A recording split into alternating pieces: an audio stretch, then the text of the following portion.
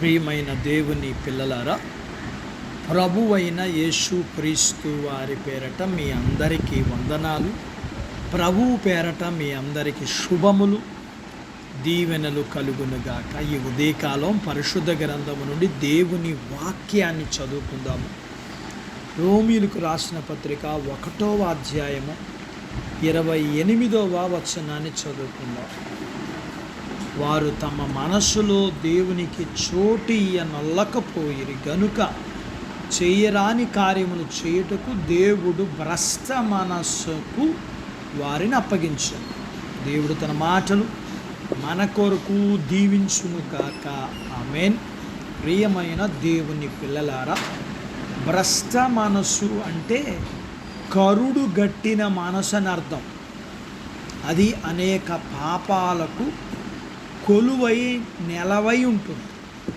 వారిలో ఎలాంటి మార్పుకు అవకాశం ఉండదు. అది కరగదు, అది చల్లగా ఉండదు. ఏ మనిషికైనా ఇలాంటి మనస్సు వస్తే ఇంకా బాగు చేయటం ఎవరి వల్ల కాదు. ఎవరికైనా రోగం వస్తే వెంటనే దానికి సంబంధించిన మందులు వాడితే రోగం తగ్గిపోతుంది. రోగాన్ని నిర్లక్ష్యం చేస్తే, మందులు వాడకపోతే, రోగం ముదిరిపోతే, ఒకవేళ ఆ రోగం మందులకు తగ్గే స్థాయి దాటిపోతే చనిపోతారు.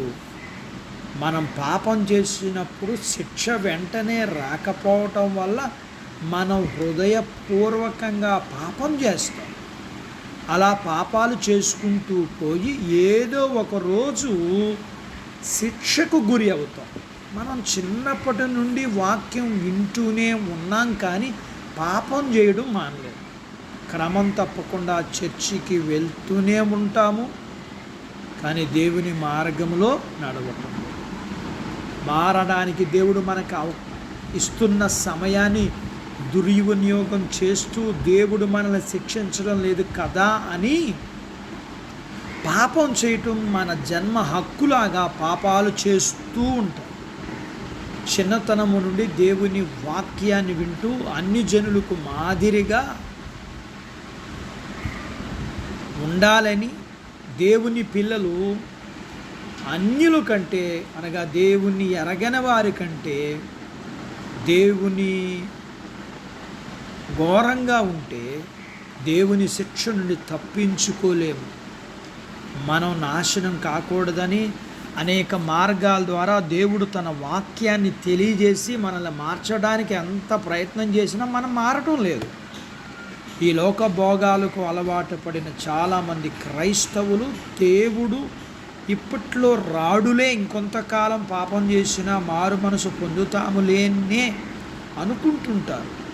మనం నశించిపోకూడదని, దేవుడు ప్రేమను దీర్ఘశాంతాన్ని మనం అర్థం చేసుకుని ఎప్పుడో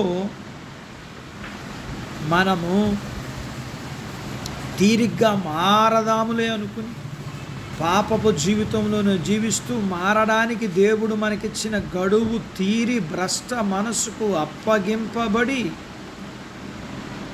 బడక ముందే మన జీవితాన్ని మార్చుకుని దేవుని మార్గములో నడుద్దాం.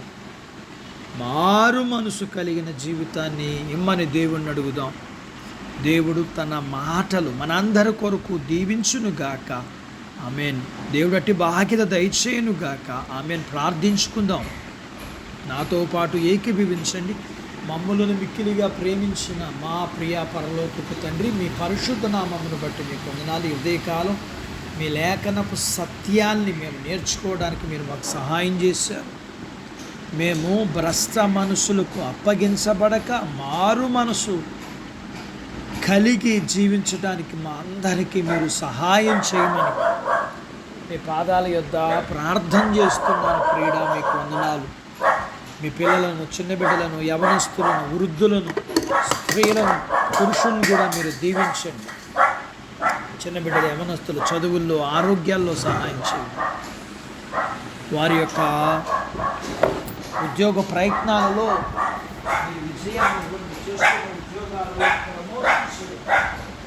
అలాగే అలాగే క్రీడ, చేతి పనులు, వ్యాపారాలు, పొలాలు, పశువులను దీవించి వివాహాలు కాని వారికి అవ్వటానికి, గర్భఫలములు లేని వారికి ఇమ్మని, గర్భఫలములు కలిగిన వారికి సుఖమైన ప్రసూతి ఇమ్మని, ప్రసూతి అయిన తల్లి పిల్లలకు ఆరోగ్యాలు ఇమ్మని,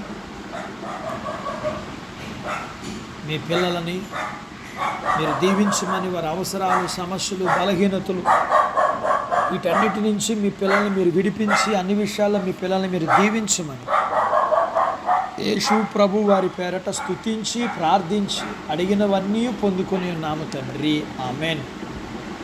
దేవుడు మిమ్మల్ని దీవించునుగాక. ఆమెన్.